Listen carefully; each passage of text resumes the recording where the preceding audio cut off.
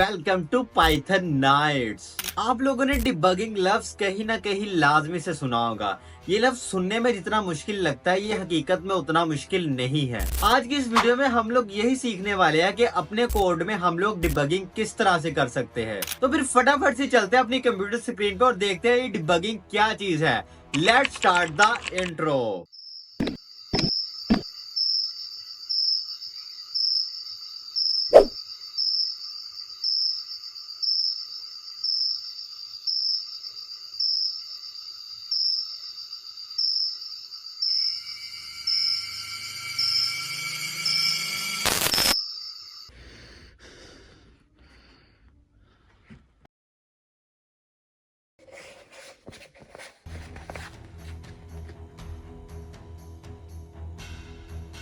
कैसे हो सिपाही?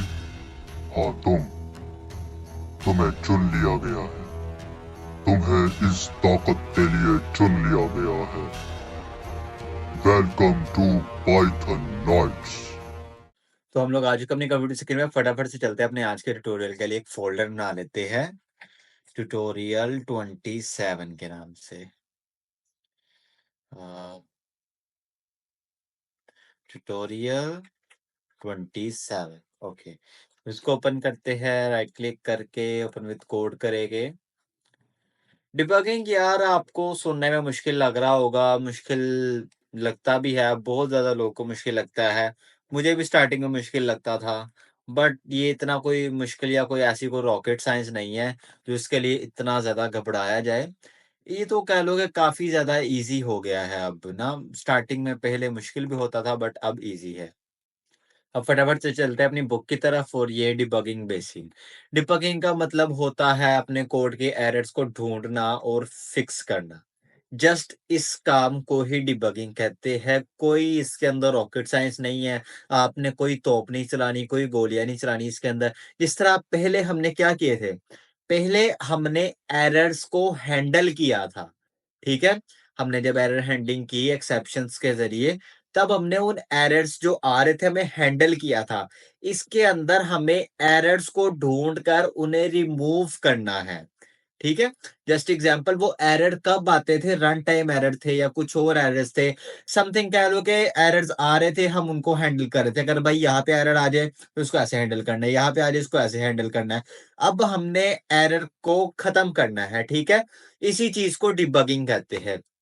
बेसिकली जो बग का मतलब होता है ना, ये जो BUG बग, इसको कहते हैं एरर। बग और एरर दोनों सेम है। ठीक है, बग्स मतलब कह लो, एरर एक आसान अल्फाज है, बग थोड़ा सा कह लो प्रोफेशनल वर्ड आ रहता है। डिबगिंग उस बग को सॉल्व करना, एरर हैंडलिंग उसको हैंडल करना, ना कि उस एरर को सॉल्व करना। ठीक है, उसको खत्म करना ये नहीं करते हम। उसमें एरर को हैंडल करते थे, यहाँ पे हम डिबगिंग करेंगे, मतलब वो एरर को निकाल कर, ठीक है, उसको उठा के ऐसे करके फेंक देंगे। इससे आसान तरीके से मुझे नहीं लगता आप लोग को कोई समझा सकता है। मैंने काफ़ी आसान तरीके से करके समझा दिया। अब यहाँ से पढ़ते हैं। डिबगिंग का मतलब होता है अपने कोड के एरर्स को ढूँढना और फिक्स करना। पाइथन डिबगिंग के लिए तरीके प्रोवाइड करता है, जिसमें से प्रिंट, ठीक है, प्रिंट स्टेटमेंट के ज़रिए भी हम डिबगिंग कर सकते हैं। ठीक है, ये डिबगिंग इसके अंदर इसको नाम दिया गया प्रिंट डिबगिंग का। और पीडीबी मॉड्यूल, यार ये पीडीबी मॉड्यूल जो है थोड़ा-सा कह लो पुराना है। मैंने लिखना नहीं था, बट मैंने जब थोड़ी-सी रिसर्च की तो तब मुझे पता चला। अगर आप विजुअल स्टूडियो कोड यूज़ कर रहे हो ना, तब आपको इसकी इतनी ज़रूरत नहीं है, इतनी खासी ज़रूरत नहीं है। ठीक है? पाइचार्म आईडी भी यूज़ कर रहे हो तो तब भी आपको इसकी ज़रूरत नहीं है। अगर आपको पाइचार्म आईडी का नहीं पता तो ये भी वीएस कोड की तरह ही होती है। स्पेशली ये पाइथन के लिए इसकी ये काफ़ी ज़्यादा पावरफुल आईडी है। ठीक है? मैंने जो कॉमन एक कोड एडिटर सेलेक्ट किया था अपने इस कोर्स के लिए, वीएस कोड, इसलिए मैंने उसको सेलेक्ट किया था। इन दोनों में अगर आप कोड कर रहे हो तो भाई फिर आपको ज़रूरत नहीं है इस चीज़ की। लेकिन समटाइम्स मैंने ये चीज़ खुद नोटिस की, मैंने रिसर्च भी की, यार बहुत से लोग ऐसे हैं जो इन 2 कोड एडिटर के अलावा भी यूज़ कर रहे हैं। सबलाइम टेक्स्ट एक एडिटर होता है, वो भी काफ़ी ज़्यादा लोग यूज़ करते हैं। यार मुझे नहीं पता क्यों यूज़ करते हैं, बट करते हैं। यहाँ तक कि गूगल की रिसर्च के मुताबिक अभी तक कई जो डेवलपर्स हैं, वो डायरेक्ट टर्मिनल से भी कोड लिखते हैं और नोटपैड पर भी कोड लिखते हैं। मैं नहीं जानता कि वो लोग इतना पुराना क्यों चल रहे हैं। ठीक है, हाँ, टर्मिनल से तो लिखना पड़ जाता है, अक्सर लोग लिखते भी है, लेकिन नोटपैड नहीं यार। बट ठीक है, मैंने कहा चलो ठीक है। मुझे इस चीज़ की ज़रूरत महसूस हुई कि भाई ये लिख देते हैं, क्योंकि वीएस कोड का अपना है डिबगिंग टूल, ब्रेक पॉइंट के ज़रिए हम उसके ज़रिए करते हैं, ठीक है? तो ये और उसका काम टोटल सेम है, कोई इसके अंदर डिफरेंस नहीं है, ठीक है? अब हम पहले प्रिंट डिबगिंग के बारे में पढ़ लेते हैं। सही है, प्रिंट डिबगिंग। ये डिबगिंग का सबसे सिंपल और कॉमन तरीका है। आप कोड को डिफरेंट पार्ट में प्रिंट स्टेटमेंट ऐड करते हैं, ताकि वेरिएबल्स की वैल्यूज और फ्लो का पता चल सके। क्या करना है इसके अंदर? कह लो कि आपके पास 5 सेक्शंस है, ठीक है? आपने हर सेक्शन के बाद एक प्रिंट स्टेटमेंट लगा दी, ठीक है? उससे क्या होगा कि भाई हर एक सेक्शन अपना अपना रिजल्ट देता जाएगा कि भाई मुझ तक ये चीज हुई है, मुझ तक ये चीज हुई है और मुझ तक ये चीज हुई है। बाय द वे मैं आप लोग को बताता चलूँ कि इस चीज़ की ज़रूरत क्यों होती है डिबगिंग की। आप कहोगे कि यार एक-एक लाइन कौन को बंदा इस्तेमाल करेगा? भाई होती है।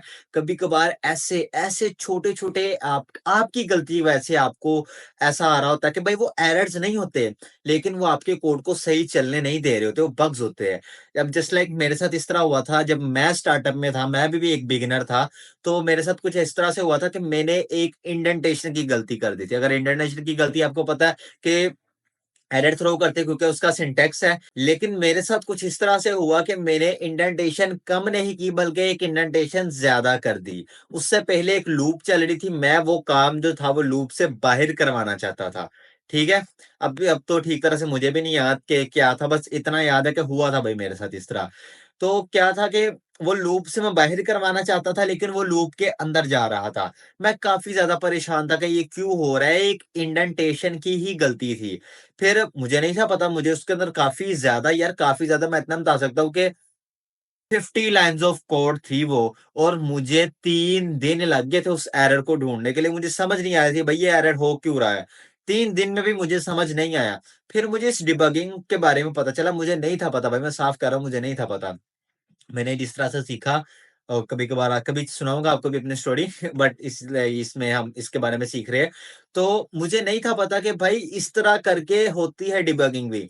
उसके क्या हुआ कि जब वो एक-एक लाइन करके डिबगिंग के ज़रिए मैंने उसको चेक किया, तो पता चला भाई इस लाइन के अंदर था। ना वो मुझे एरर दे रहा था, ना ही कुछ और दे रहा था, मेरा कोड चल रहा था, बट वो एक पार्ट था जिसमें कोड आके खराब हो रहा था। मुझे समझ नहीं आ रहा था ये कोड किस वजह से हो रहा है।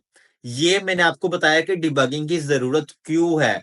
आप लोग को भी आएगी, बहुत जगह पर आएगी डिबगिंग की ज़रूरत, इसलिए इसको फ़िज़ूल मत समझना। थोड़ा-सा मुश्किल होता है, थोड़ा-सा, इत्तू-सा मुश्किल होता है बस, ठीक है? ज़्यादा मुश्किल नहीं होता। तो अब यहाँ पे चलते हैं, ठीक है? सिंपल और क्विक बिगिनर्स के लिए बेस्ट है। जो है इस एग्ज़ाम्पल को हम कॉपी कर लेते हैं। मैं इसको कॉपी करके आपको समझा देता हूँ। ज़्यादा टाइम हम लगाएँगे ब्रेक पॉइंट के ऊपर, इसके ऊपर हम ज़्यादा जो है वो टाइम नहीं खर्च करेंगे। अब ये चीज़ देखना, अब ये कैलकुलेट कर रहा है, सम कर रहा है, ठीक है? 2 वेरिएबल, 2 वैल्यू को सम कर रहा है। यहाँ पे 5 है और यहाँ पे 3 है। अगर जस्ट हम इसको इस तरह से ही इसको इन स्टेटमेंट के अलावा, इस स्टेटमेंट के अलावा प्रिंट करें, तो ये देखो, सम इज़ 8। हमें नहीं पता यार क्यों 8 आ गया? भाई ऐसा ही 8 आ गया। किसकी वजह से 8 आया? 4 प्लस 4 8 आया, या 5 प्लस 3 8 आया, 6 प्लस 2 8 आया? हमें नहीं पता चला यहाँ पर। एकदम से इसने भाई एक ही झटके में बता दिया, भाई इस तरह है, हो गया। अब प्रिंट स्टेटमेंट, ये जो हमने प्रिंट डिबगिंग की है, यहाँ पे क्या हुआ? अब सबसे पहले ये बताएगा कि भाई ए के पास ये वैल्यू आई है, बी के पास ये वैल्यू आई है, और इन दोनों का जो रिजल्ट आया है वो ये आया है। अब ये देखना, अब इसने बताया कि भाई ए के पास जो थी वो 5 वैल्यू थी, और जो बी के पास थी वो 3 थी, जो इन दोनों का सम बनता है वो 8 है, इसलिए ये तो हमारे जो कोड का था वो छाप, वो एक लाइन प्रिंट हुई है, ठीक है? ये इसने हमने क्या किया, डिबग होगा कि भाई इस तरह करके हुआ है। अगर यहाँ पे कोई और आ रहा होता, हमें 8 चाहिए, तो हमें पता था भाई यहाँ पर ये वैल्यू है। जस्ट एग्जांपल, आप 10 तक ही करना चाहते हो, 10 से अब नहीं करना चाहिए, लेकिन यहाँ पे 11 आ रहा है, आप सोच में पड़ रहे हो कि यार यूजर ने इस तरह का क्या दे दिया कि जिसकी वजह से ज्यादा जा रहा है। आप इस तरह करके कर सकते हो, बाय द वे होता नहीं, बट ये समझाने के लिए था। सम रीजन इस तरह के हो रहा था, एग्जाम्पल सेम होती है, लॉजिक सेम होता है, सॉरी, लॉजिक सेम होता है, एग्जाम्पल चेंज भी हो सकती है, लॉजिक यही रहेगा। आप इस तरह एक-एक वेरिएबल को डिफाइन कर सकते हो यहाँ पे, भाई इसकी वैल्यू ये है, इसकी वैल्यू ये है, इसकी वैल्यू ये है। क्लियर? Okay, that's it. अब मैं इसको ऐसा करता हूँ, कमेंट आउट कर देता हूँ। ये बहुत ही सिंपल सी एग्जांपल थी, ये ज़्यादा यूज़ नहीं होती। ठीक है। When to use print debugging, जब आपको फ्लो वेरिएबल चेक करनी हो, फ्लो ऑफ एग्जीक्यूशन समझना हो स्मॉल प्रोग्राम में, ठीक है। ज्यादातर ये जो इसकी लिमिट होती है वो ज्यादा नहीं होती। अब ये पीडीबी, पीडीबी क्या है? पीडीबी एक मॉड्यूल है। मॉड्यूल के बारे में मैं जानता हूं, मैंने आप लोगों को नहीं बताया अभी तक, हमने मॉड्यूल के बारे में नहीं पढ़ा। हम आई थिंक लेसन 11 में पढ़ेंगे या लेसन 10 में पढ़ेंगे, हम वहां पे पढ़ेंगे मॉड्यूल को, तफसील से पढ़ेंगे मॉड्यूल के बारे में, ठीक है। मॉड्यूल क्या होता है? एक पाइथन फाइल जो हम बाहर से एग्जीक्यूट कर, सॉरी, बाहर से लिंक करवा रहे होते हैं। अब आपके आपके पास तो एक अपनी पाइथन फाइल है, एक अलग पाइथन फाइल, वहां से आप उसका एक फंक्शन फंक्शन हमने बनाया ना, फंक्शन को हम कॉल करते हैं। इंपोर्ट क्या करता है? हम किसी और पाइथन फाइल का भी हम फंक्शन यूज कर सकते हैं, जैसे इसको इतना सा समझ लो, बाकी हम इसको मजीद डिटेल में जाएंगे, ठीक है। इंपोर्ट पीडीबी मॉड्यूल एक इंटरैक्टिव डिबगिंग टूल है जो आपको कोड को लाइन बाय लाइन रन करके एरर्स ढूंढने देता है, ठीक है। लाइन बाय लाइन रन करते हैं हम, ठीक है। हाउ टू यूज कोड में इंपोर्ट पीडीबी लिखे, डिबगिंग करने के लिए पीडीबी डॉट सेट ट्रेस का यूज करें। प्रोग्राम एग्जीक्यूशन वही स्टॉप हो रहती है जहां पे आपने ये लगा दिया, ठीक है। वहीं पर रुक जाएगी आपको कि भाई हम रोके क्यों, हम रोकना क्यों चाहते हैं? भाई हम रोकना ही तो चाहते हैं यहाँ पे। हम ये नहीं चाहते भाई एकदम से चल जाए, हम चाहते हैं भाई एक एक लाइन बताकर चले। ये लाइन ये कर रही है, ये लाइन ये कर रही है, ये लाइन ऑफ कोड ये कर रहा है, ठीक है। इसके कुछ कॉमन मेथड्स होते हैं ये वाले, ठीक है। नेक्स्ट लाइन के लिए, कंटिन्यू के लिए, ये इसके लिए, इसके लिए, इसके लिए आपको अभी नहीं समझ लगेगा, मैं आपको बताता हूँ इसका ये वाला तरीका। इसके बाद आपको सारा समझ लग जाएगा, सही बात है। इसके बाद ये भी समझ लग जाएगा, सम टाइम आपको भी अगर वीएस कोड से हट के कोडिंग करनी पड़े तो आप इसको भी यूज कर सकते हो, ट्राई करना, ठीक है। अगर आप वीएस कोड यूज कर रहे हैं तो ब्रेक पॉइंट डिबगिंग के लिए और भी इजी हो जाती है, ठीक है। Set a break point, code की किसी भी लाइन पे क्लिक करें, ब्रेक पॉइंट लगाओ, रन इन डिबग मोड, ठीक है। ये होता है ऑप्शन, इसको हम चूज करेंगे, एग्जीक्यूशन स्टॉप होगा और आप वेरिएबल्स को इंस्पेक्ट कर सकेंगे। अब आप कहोगे ये यहाँ पे कैसे आ गया? चलो भाई ये भी मैं आप लोग को बता देता हूँ कि ये यहाँ पर कैसे आया। फॉर सम रीजन आप क्या करना चाह रहे हो, आप कुछ भी बनाते हो, इसकी एग्जांपल मैं आप लोगों को कुछ इस तरह से बताता हूँ। अब यहाँ पे हम लगा लेते हैं काउंटर इंक्रीमेंट करके एक फंक्शन बना लेते हैं, काउंटर ही बना लेते हैं, सही है, ओके। अब यहाँ पे अब हम बनाते हैं काउंटर नाम का वेरिएबल। वेरिएबल हमने बना दिया, इसकी वैल्यू हमने रख दी 0, ठीक है। अब यहाँ पे हम क्या करेंगे? यहाँ पे हम उसकी जो वैल्यू है वो एक एक करके प्लस करते रहेंगे, ठीक है। ये आपको ग्लोबल वेरिएबल बनाना पड़ेगा, ये मैंने अभी आपको नहीं बताया तो इसको भी हम नहीं करते, हम इसको इसी के अंदर ही बना लेते हैं, ठीक है। Count equals to 0। अब यहाँ पे क्या होगा? दोबारा से हम काउंट वेरिएबल को टारगेट करेंगे और यहाँ पे प्लस इक्वल्स टू 1 कर देंगे, ठीक है। अब ये इसी तरह हो गया, लेकिन बीच में क्या हुआ, ये हमने यहाँ पे 2 कर दिया, सही। अब एट द एंड हम क्या करेंगे? यहाँ पे अब प्रिंट कर देंगे काउंटर इस तरह, और यहाँ पे जो है रिटर्न करने की जरूरत नहीं है। बाय द वे हम कुछ यहाँ पे रिटर्न स्टेटमेंट हम करना नहीं चाहते, यहाँ पे अब इस फंक्शन को कॉल कर देंगे, ठीक है। काउंटर, लो जी, ये हमारा चल पड़ा। अभी आपको लग रहा है कि भाई ये मैंने क्या गंदा सा एक फंक्शन बना दिया है, क्यों बनाया है? अब ये चीज एक मिनट जरा चेक करना, ये देखो, काउंटर इज 5, यार कैसे 5 हो गया? आपको नहीं पता भाई इसके अंदर कौन कौन से एक्शन एक्शन जो है वो परफॉर्म हुए हैं? भाई आप जानना चाहते हो, आपका हक बनता है, ठीक है। ये फर्स्ट काउंटर है, काउंटर 1 इसको कर देते हैं, और ये काउंटर इसको भी 1 कर देते हैं, काउंटर 1 इज 5 कर देते हैं, काउंटर 1। अब इसी को सेम हम कॉपी करते हैं और इसको डबल कर लेते हैं। अब जहां जहां पे काउंटर 1 है वहां वहां पे हम क्या करते हैं, 2 कर देते हैं। ये मैंने यहाँ पे 2 लिख दिया। अगर आपको नहीं पता कि मैंने मल्टी कर्सर्स किस तरह से यूज किए, आप वीएस कोड के अंदर आल्ट दबा के जहां जहां पर पॉइंट करोगे वहां वहां पे आपको एक कर्सर मिल जाएगा, देख सकते हो आप, ठीक है। अब यहाँ पे आप वैल्यू कुछ रैंडमली भी ऐड कर देते हो, या फिर यहाँ पर क्या देते हो, 6 कर देते हो। अगर आप, मैंने भी रैंडम मॉड्यूल नहीं पढ़ाया, लेकिन अगर वो पढ़ाया होता तो यहाँ पे आपको बहुत अच्छे से इस चीज की समझ आ जाती है, जो आ जाएगी। अब इसको यार इतना भी नहीं इस पे गौर करना कि यार आप सर पकड़ के बैठ जाओ, भाई मुझे नहीं समझ आता, मैं नहीं कर सकता। यार आप कर सकते हो, ये टॉपिक ही मुश्किल है थोड़ा सा, ये बहुत कम यूज होता है टॉपिक।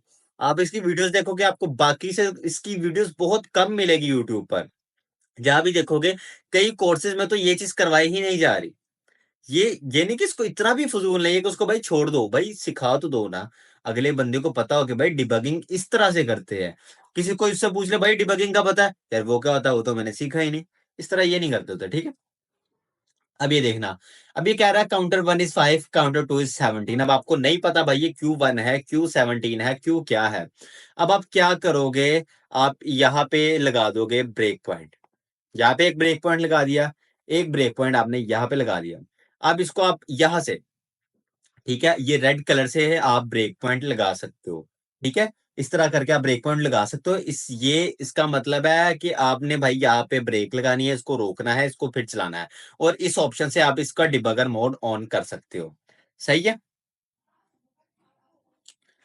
ये मैंने शायद कुछ और चला दिया, मुझे ये चलाना था। ये मैंने चला दिया, इसको मैं अभी के लिए बंद कर देता हूँ इसको। और इस वाले टर्मिनल को इधर भाई हाइड कर देते हैं। ये वाला जो है ना, ये भाई कंट्रोलर है आपके पास, ठीक है। ये कंट्रोल करता है इस पूरे के पूरे कोड को। सही है।